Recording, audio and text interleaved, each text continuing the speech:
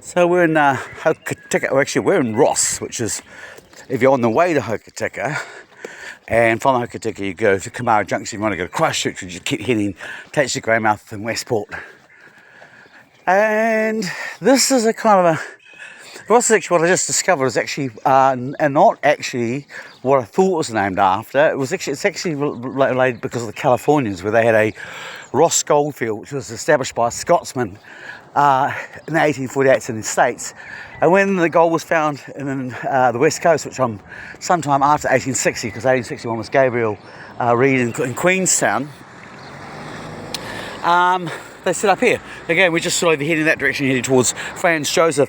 So basically one of the largest nuggets in New Zealand's history was actually found here, which was the Rodney Nugget. Questions about how much weighed kind of get into, it was big. We'll just leave it. It was a big nugget. And even this day, if like you're going up that way, you can go and hire a gold pan and do a bit of gold panning. Or you can turn around and you can investigate little Chinese gardens, which is what I'm going to go and have a look at. Because I'm actually staying in Ross tonight. I quite often come through here, and it's a cute little town with all sorts of hidden little gems. For example, this little lake right here, which I had no idea existed. God, this is embarrassing.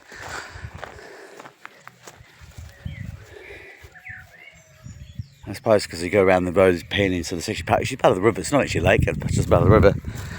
But so I don't feel so dumb now. And of course, because gold was involved, everybody came from all around the world, and there was lots of Europeans that said Ross was actually named after a Scotsman. But it was also very popular with the Chinese, who also left their mark on the region, and several, not hundreds of years, but 150s thereabouts years later, they've made a little nod to that via these particular Chinese gardens. And he said, I don't want to come down here because I'm only just passing through, but I'm staying today, so I thought I'd have another little bit of a walk around. You go up that way, you've got the Ross Empire Hotel, which we'll show you some of that later on, because it's it's a kind of like a living museum, and that includes the customers. That's not fair. They're very lovely people, and actually I have had a couple of beers in there over the years in the past, and always the famous West Coast Southern hospitality. And but what you do find, it's got quite all sorts of little bits of history and memorabilia stuff on the walls, telling you a little bit about the place, and that's what makes it kind of interesting. And like, I was just down there beforehand, and they've got like garden bar open there today, and a couple of guys playing on the guitars and just doing things like Take Me Road back, Country Road, West Virginia, and all that sort of country western kind of music, which in that setting, in that environment, on a nice sunny day, is not the worst experience you can ever incur. And nice big, slab tables, and it's just very quiet and relaxing.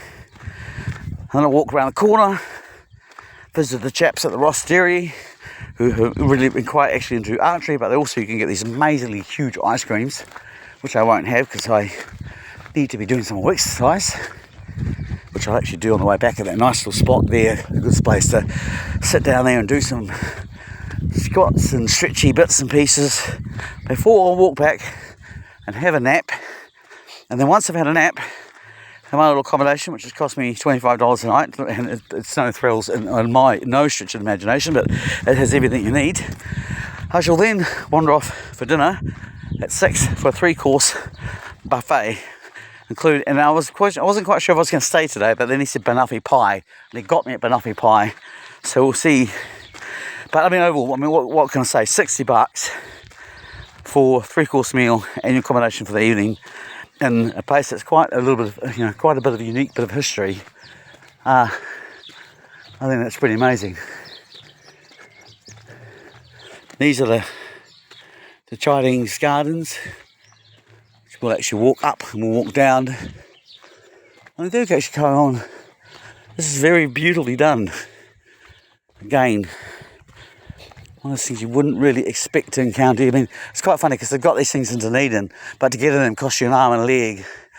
And, you know, walking in to sit in an interesting place is, yeah, I'll do it, but I'm not going to go pay exorbitant. And there we are. Let's just go over here. There's a little bit of a plaque. And the garden is recognition of the contribution of the early Chinese and gold miners from the Guangdong province of China had on the community. And again, Guangdong province, I think, you mean it's like when you go to Melbourne and you go to Palmer's River in Australia, you find it again, there's quite off reference. So there must have been, you know, I think it was because the opium created lots of debt. So lots of people were like, hey, this is horrible, let's get out of China. And they came to come looking for gold and to basically be in a strange land at a time when the Chinese weren't really appreciated by a lot of the European and settlers, and they actually also ironically encouraged the Maoris to be very anti-Chinese. So you know, it wasn't an easy assignment, you know. But they made it their homes. In some cases they got the gold and they went home, or in most cases they didn't and they died, and then their bones were taken home.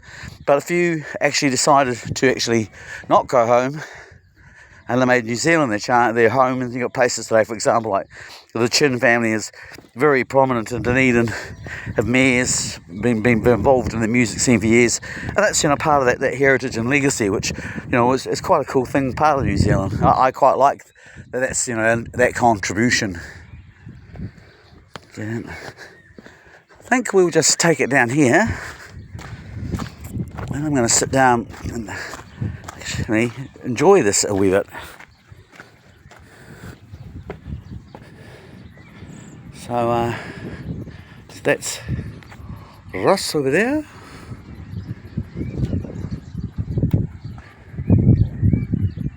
Pretty cool, eh?